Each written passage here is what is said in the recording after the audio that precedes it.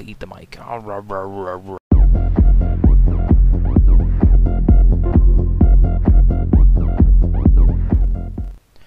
Hey guys, this is PhantomBrony, and today I have another story for you.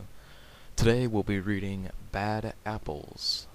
I don't think I can find an author on this, so I'll just credit to whoever wrote this. Whoever wrote this, you know who you are, so I give complete and full credit to you. Got this off Creepypasta, link will be in the description, and let's get into it. This is Bad Apples.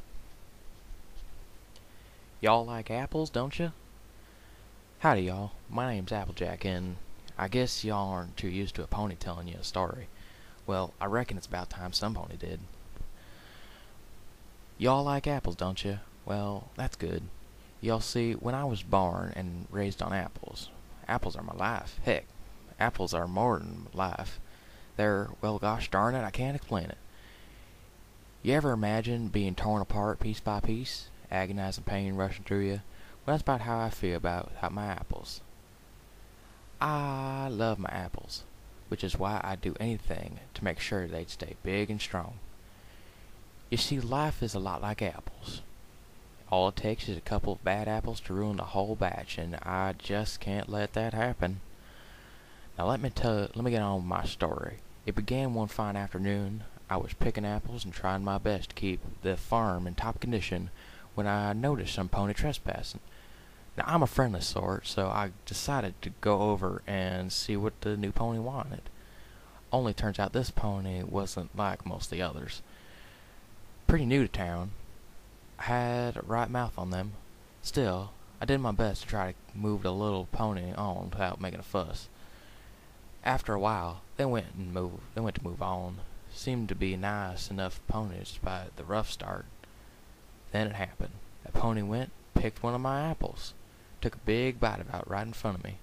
Smiled real nice, the kind of smile one has when they do something wrong and they think you can't do nothing about it, and said, "Catch you later."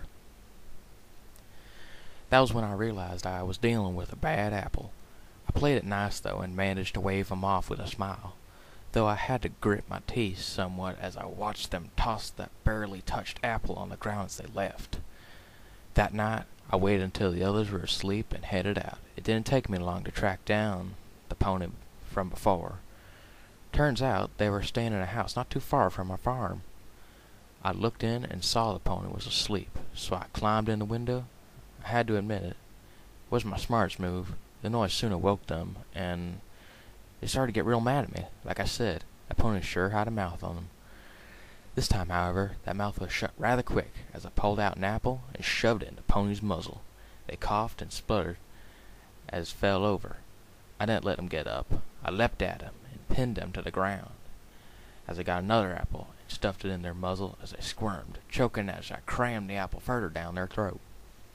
"You like apples, don't you?" I said, watching the pony's eyes water, their body flailing before finally going still. That critter sure put up a fight. I was just lucky that the house was pretty far from the other houses in Ponyville.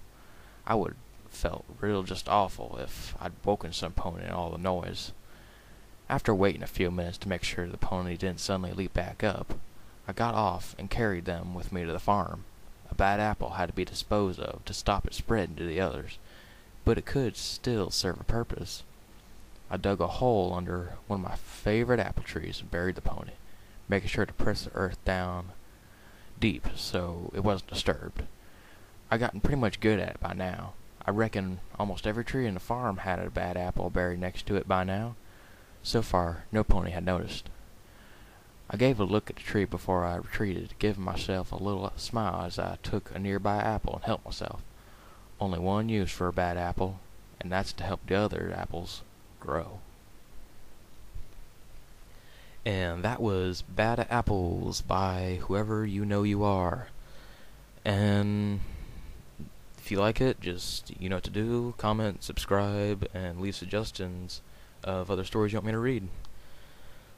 New stories will be coming out soon, and that's about it. Have a good day. Bye.